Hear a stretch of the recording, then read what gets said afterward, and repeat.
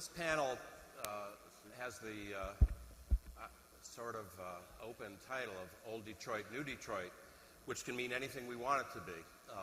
But I think that the particular panels that we've gathered, that Jim and Mary have gathered for this, will take it particularly into the area of whether there's a meaningful conflict or collaboration between an old Detroit that might be defined as the people who had been here before the change began and those who have come in.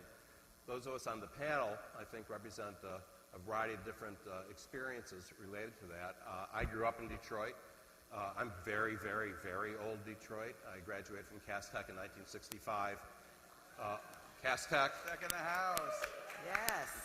And then after 4 years in Ann Arbor, I moved to New York 47 years ago. So I'm the expatriate who has stayed away except for events like this. Marilyn McCormick, on my right, Jeffrey Seller was not the only Tony winner from Detroit this past year. Marilyn McCormick of Cass Tech, taught there for 40 years, won the Tony Award. Won the Tony Award for Excellence in Theater Education and gave an extraordinary speech at the Tonys, which you can see online if you look for it. Marilyn grew up in Pittsburgh, came to Detroit as a young woman and stayed. Toby Barlow, who is a novelist, a poet, an advertising man.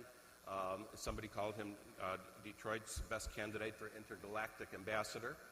Came to Detroit in 2006 from New York. He's the new Detroit. And then Qasam Basir grew up in Highland Park and Ann Arbor, went away, and then came back to make two movies here. One of them released in 2011, Muslim, starring Nia Long and Danny Glover, and then coming out this coming year and being featured at a screening this afternoon at the Wright African American History Museum, a movie called Destined.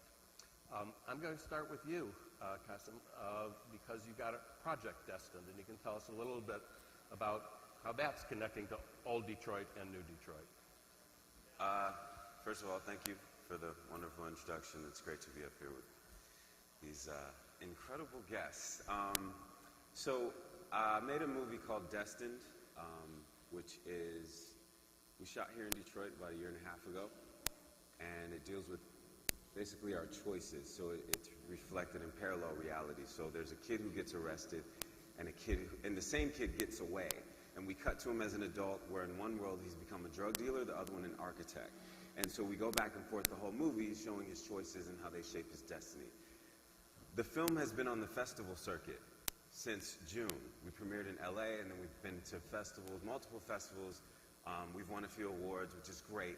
And at one of the screenings in LA, at the BET Experience, I met a guy named Cedric Bobo, right? He's right over there. He's a longtime Wall Street guy. He works at the Carlyle Group for 10 years. And he says to me, he's like, is this really happening in Detroit right now? Because the film, one of the subplots, talks about the gentrification, and it's pretty accurate to the social climate. And he's like, can you take me to Detroit to show me what's going on? And so within a week, we brought a whole crew to Detroit. He sponsored this trip. We come out to Detroit. We show him around. I introduce him to a lot of my friends who are doing great stuff here. And we came a few times, and it developed into what is now called Project Destined, where the idea is that, gentrification, like Darren was talking about yesterday, it's not black and white, right? It doesn't have to be black and white. It doesn't have to be gentrification is bad or good, right? It could be an inclusive thing. So what it is now is that we find either houses or blocks or a building. We work with the developer, bring investors from all over the place, and we team each project or we group each project with a team of young people, right, from 13 to 17, that work with the developer to redevelop or build this property. And right now, we've started with our first group of students, 15 students. We had them last Saturday. Very bright kids from schools all over, but all from the city, to launch our Project Destined, which is exactly art inspiring social change, which, I mean, as a filmmaker, you couldn't ask for much more. So that's what Project Destined is. We have our first team that started with the boot camp, and hopefully, I think we could have like 100 teams by like a year. Great. Toby, what about Write a House? Tell us about Write a House. Well, it's interesting because Write a House is a project that we started about 2.5 years ago where we find abandoned homes. There are 40,000 abandoned buildings, abandoned structures in Detroit, and we work to fix them up. We use that as an apprentice, a vocational training program, and we fix them up, and then we award them to writers. And writers have applied from all over the world. We've given a house to a writer from Los Angeles, to a writer from Brooklyn, to a writer from Chicago, and then Andy, who actually presented, who opened the show, is our last person we awarded to. She's a Detroit native. It's a blind application process. Our judges include Billy Collins, who's the former poet laureate of the U.S., Dream Hampton, a host of other national and regional writers. And our thought is sort of actually very similar, which is, that we do want change to happen in Detroit. And when we get nervous about the issues surrounding gentrification, what we're, I think, really nervous about is people coming in and trying to approach development in a turnkey fashion that creates the same social injustice that caused all sorts of problems in the first place. So I think what's exciting about this project and what we're excited about our project is we're sort of saying, no, instead of just being turnkey, let's use this as an opportunity to approach things differently. And let's put all the issues on the table going in and see if we can be creative and find creative solutions for them. Great. Marilyn, you've got a new venture too. Yes, I do. After 40 years of teaching at Cass Technical High School and working with that legacy that was well established prior to my coming and that I just carried out, we don't want to see that program die or, melt away. And so some of my former students and I have formed a company, BMA Arts and Entertainment. We are primarily a force that wants to create a platform here in Detroit where we're planting seeds in education in the arts so that the students and young people are able to see that this is not just a dream, that you can go to school, you can study the science of acting, the science of theater and speech, all of that, and combine it here, the knowledge that they gain in this classroom with experiences outside of the classroom. I have a wealth of former students who are in Los Angeles and New York. They went to Cass, they studied, they received their degrees from some of the most prestigious conservatories, and now they're working in the industry. We want to make that happen right here in Detroit. You don't have to go here to school and then leave and go away and do something great and wonderful. It can happen right here in this city. And so our company's primary purpose is to make that platform available here in the city. Plant those seeds now. I wonder if we might talk about the dark side, if there is a dark side to all of this that you are doing, that so many people in this room are involved in doing. Mike Ellison last night, he opened with that extraordinary recitation. He used the term brutal gentrification. There's some violence implied in the very word. There's an organization called DetroitResists.org, which is protesting the architectural ideas that are being presented for and by Detroit architects at the Venice Biennale. And this is from their statement online, dismissing, quote, their technophilic urban locavore farms, their empowering mixed program community centers, their energy harvesting micro-loan co-op social justice pavilions. Why don't they just open a bike sharing hub? There's a hostility in this to the notion of people innovating in this city. Could any of you want to react to that? Well, I think the narrative, I think there's a starkly different narrative between like the people in this room and the people in the communities, right? Like if you were to ask my cousin who works in a plant and lives on the west side of Detroit, he doesn't see all this, right? He only assumes that they're fixing downtown, they don't care about us. And that's a narrative that sort of persists in a lot of people in this city, other than the people who are in these rooms and the people who are actually a part of this, who can sit there yesterday and listen to Mayor Duggan talk about all of the stuff that's taking place, because actually a lot of people in the communities don't hear it, and they do not, that is not how they feel about it. It's like the big bad man is coming in and pushing us out, and they're fixing this radius, and they don't care about the rest. So, anybody have any ideas on how we can overcome that? Well, I think the projects that the three of us are talking about are not downtown projects. And I think that there's something really interesting in saying, we're actually reaching out with the arts into the neighborhoods in a different way that actually exists at a street level, on a block-by-block level, at a school level, at a community level, and says, we're a part of this. And, I can speak from Write a House. You learn a lot. You learn a lot by just being there and not helicoptering in. One of the missions of Write a House was by having writers living in the neighborhoods instead of, Harper's Magazine sends a writer who's here for 48 hours and goes back and writes a piece, about what's going on in Detroit, quote unquote. It's very different to have a writer who's living in a neighborhood that's been struggling, that has a lot of different communities in it.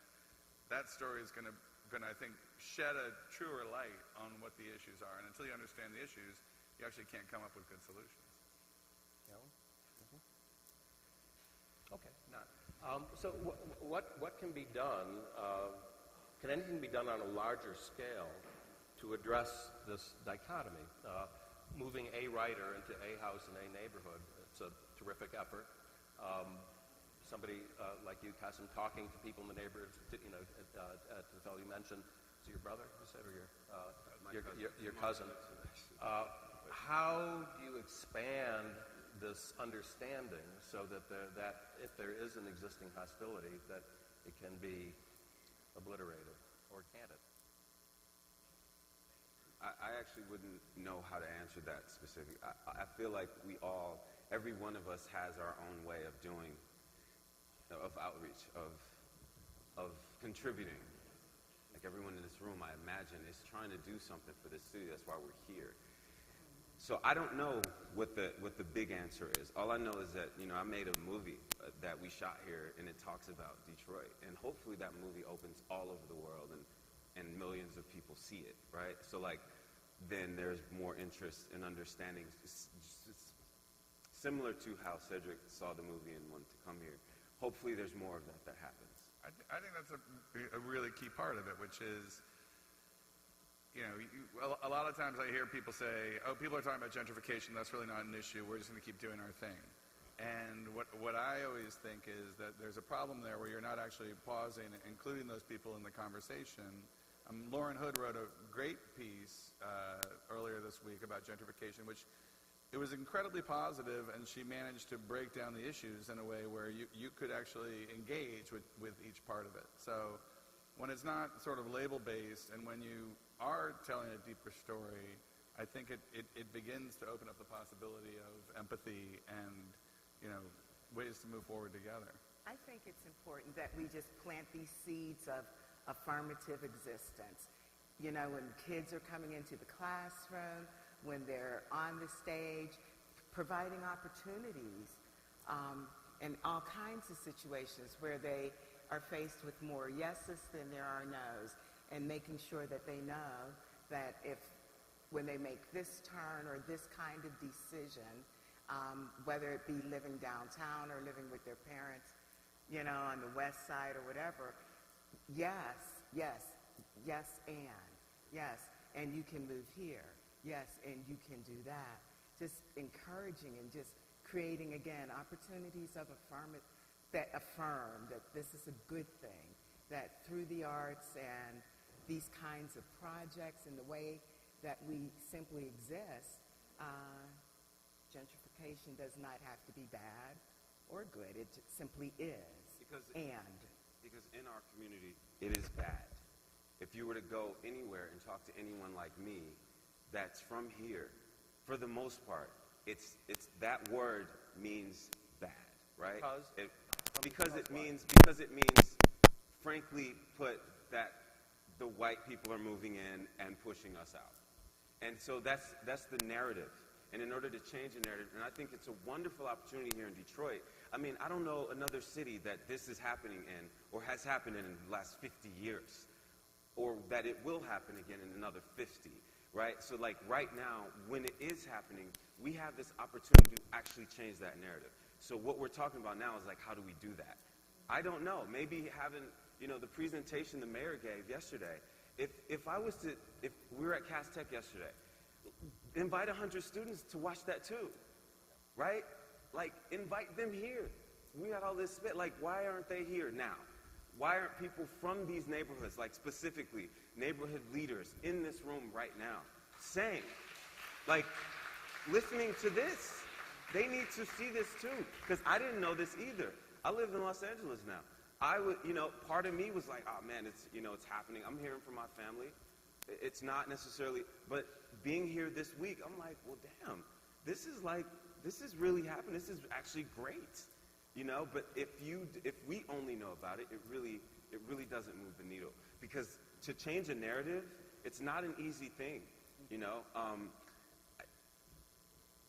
I was going to say, along with bringing people to these things, it's to the work that you're doing, pushing out into the schools, pushing out into the classrooms, sitting down with the kids and talking about what their possibility is and what your vision is. And actually, your vision will change in that conversation, which is a really interesting point of growth. Yeah. And, I had an opportunity with some kids from Detroit schools who were putting together a project, and they actually ended up going to Crane's food forum, and they were so excited, and they had no idea that was going on.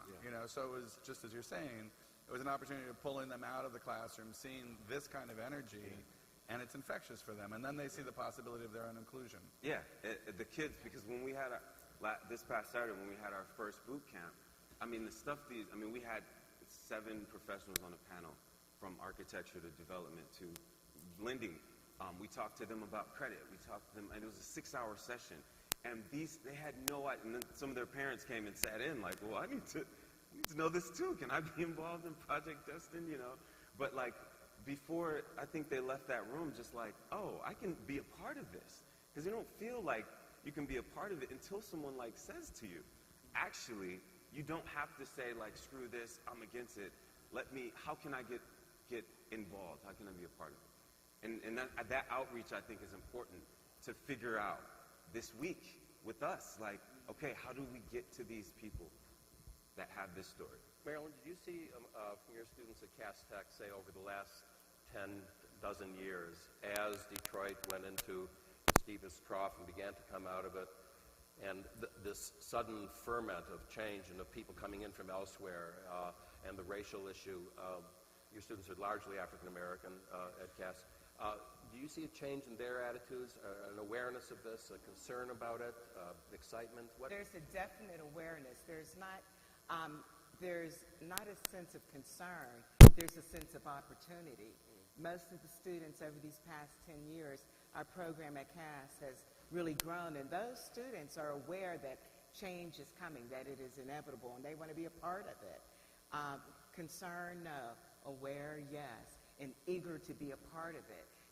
Daily, on a regular basis, they're asking, what is this? What's that building over there? And how can we be a part of it? What do we have to do? What kinds of things do we need to be studying so that we can be instrumental in the way things are being run in the infrastructure of all of this change? So we, of course, know that Cass Tech historically, for at least 50 years, has only had the best and the brightest and the most motivated students come there. That's absolutely correct. Right, so that's right. Let's move it away from Cass Tech, as much as I hate to do so. How do we get this word beyond? Your students are, by the very fact they are choosing to travel that distance to get to school, it's a self-selecting group that really wants to do something, wants to accomplish something. How do we get the word out wider? Toby, you're an advertising guy. You're a marketer. Well, there are a lot of ways, and I think that I always get bothered by the sort of, when you go in the airport, there's this panoply of imagery of like, come to Detroit, we have fountains, we have buildings, and it's like, I don't think that's the interesting thing that's going on. I don't think that's why the people in this room are here right now. I think that it's looking for the ways in which people are doing things differently, the programs that people are offering to kind of plug kids into a society in a different way, plug entrepreneurs into the city in a different way. Things like Build Institute are fascinating for those reasons. I think that we have a unique opportunity to celebrate a different approach to things here. And the more we can sort of identify those programs and celebrate them, I think that that's when we become a beacon for the world. Right. I'm going to open this up. If anybody else has an idea or wants to challenge anything said, please speak up.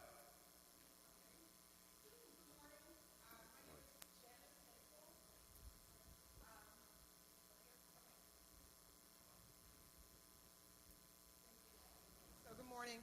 My name is Janice Hazel, and I was a cast technician, class of '81. Ms. McCormick was one of my teachers. She was my drama teacher. And I would have to say that what you said, Ms. McCormick, is so incredibly important for our children, is planting the seeds. And I think I'm the embodiment of a lot of that, studying the science of. So I studied the science of theater, the science of speech through that time. But I went on to study the science of politics at the University of Michigan. Jeffrey Sellers was an '86 graduate of U of M. I was an '85 graduate of U of M. Both of us were poli-sci. And from the CAS experience, I'm the daughter of a factory worker. It was about the possibilities. And Ms. McCormick, even though sometimes I didn't do my homework and I wasn't prepared the way I was supposed to be, it was about opportunities that came up in Detroit, like doing voiceover work while in high school, and then becoming my own entrepreneur and creating my own little theater production company, which I went on and left Detroit with that feeling that I could do anything I wanted to, and I moved to Washington and worked for many legislators, Congresswoman Shirley Chisholm, Congressman Conyers. So I'm a legislative technician. I write legislation about the possibilities, like writing legislation to appropriate funding, millions of dollars to the Smithsonian Institution to create a jazz orchestra. You know, it's about teaching and investing in our children to let them know you can do whatever you want to do.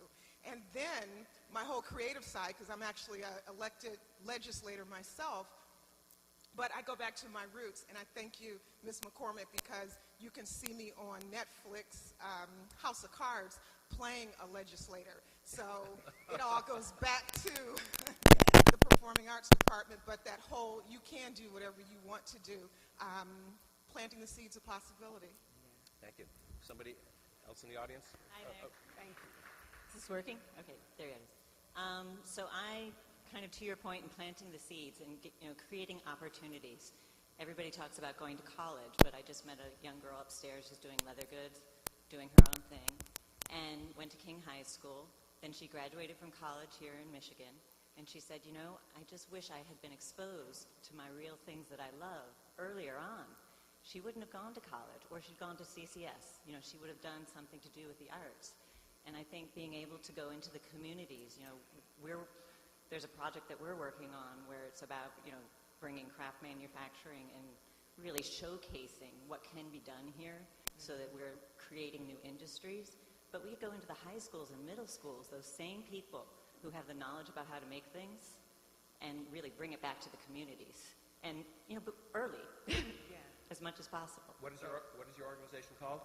Well, we're doing something called Detroit Built, and I have a shop in New York City, and we're going to join Detroit is a New Black on Woodward to showcase. We have about 30 designer makers who are based here. Honestly, a lot of the people who are doing work of the caliber that we want to, look like in order to promote what can be made here, a lot of them are from away who've come here and found a lot of opportunity. But we need to get that opportunity and connect it to the people who are already here. Great. There was somebody up here? Yeah.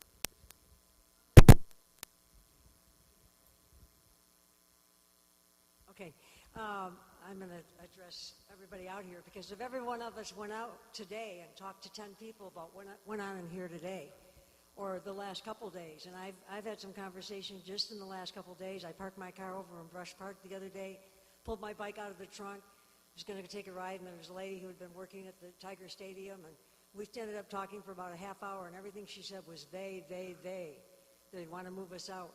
And by the end of our conversation, we were so connected, and I was sharing with her that I know a lot of people who aren't they, who really are working at trying to be inclusive. And it was just so heartfelt. I was in the book Cadillac yesterday, and the Marissa, I think was her name, in the gift shop. We had a long conversation. She went to Cass Tech, ended up at Martin Luther King School. We talked about education. She said, they really don't care. I said, yes, they do. I'm going to something this week that everybody that's here for Detroit Homecoming, there will be talk about education. And I think with the ripple effect, I come from an era where when the Renaissance Center was built, it wasn't called gentrification. I don't know what we called it, but it didn't feel good for a lot of us. It sucked a lot of people out of some of the business neighborhoods. So we can make a difference one person at a time, just in our conversations that we engage with the people that might feel not inclusive. What I love about Detroit Homecoming this week, I wasn't here the first couple of weeks, but just seeing the program this morning, it's felt inclusive. It is a step. I love your thought about maybe filling things like this, but everybody, I see people making the effort, and each of us individually, not as a grand scope, but one by one we can do it. The valet, we talked to the valet drivers. You know, like last night when I left, I had a wonderful conversation with Joyce, who was one of the valet people. And we were very engaged. And I just feel very strongly that way because I come from an era before social media where we connected one-on-one. And if we remember that we can really make a difference, that ripple effect is very, very powerful. Thank you.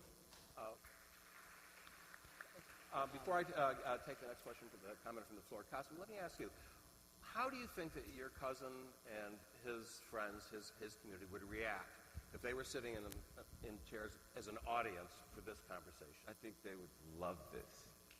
I know they would. It's just not known. Like, they just have no idea this is happening. I mean, you know, I don't know how much this has been publicized. Like I said, I live in LA. I don't know if it's on the news. But it's definitely not talked about in those communities, and it's definitely not known that all of these initiatives and those graphs and those statistics that were shown yesterday are not known by the people in the neighborhoods, by my cousin and his family and friends. You know, 7 years ago, I wrote a cover story for Time magazine that made me very unpopular in Detroit, called The Tragedy of Detroit. Maybe I was unpopular in Detroit before that already, I don't know. But it was called The Tragedy of Detroit, and it was about how awful things seemed to me as a Detroiter coming back to the city that I grew up in and that I loved. And I have to say that coming back now, I've been here about once a year since then. It's changing so much in so many positive ways. And listening to what Mayor Duggan said the other day, I was just knocked out by the extent of it. And I think that Detroit Homecoming has been a critical element in this. And we've got this thing going here. And maybe it's unfair to say that it's going just, downtown and up to Midtown and maybe along the river, but maybe it's time to really, Jim and Mary have done such a great job. Maybe it's time to bust out.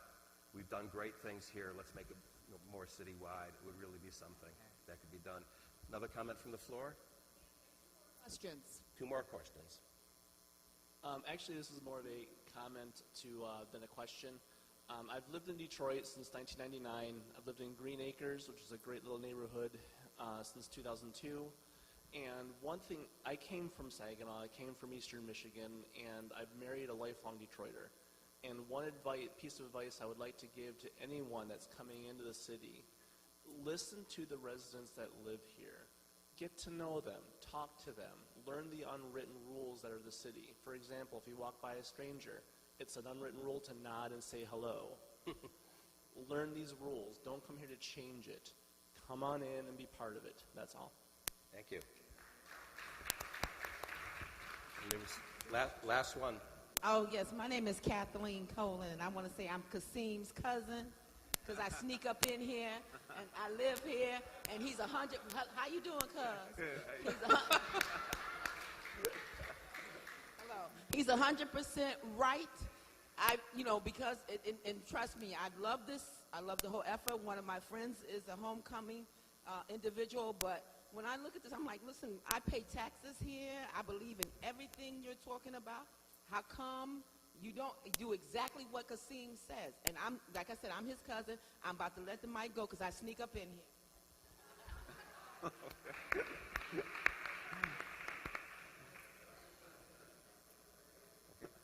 Hi, I think it's kind of obvious that the communication is part of the issue. Yeah. I don't presume to know what the city of Detroit has done, but sitting here, and it has been a very uplifting experience, why doesn't the city partner with Cranes and go into the neighborhoods and give these kind of updates on a regular basis? I mean, that's what needs to happen, because the last thing you want to do is to go down in history bringing the city forward and leaving part of the population behind. Thank you. Well, we're ending on a positive note. The energy here is so exciting to me as the next Detroit. I'm going to come back. I'm moving home. Okay. Thanks, everybody.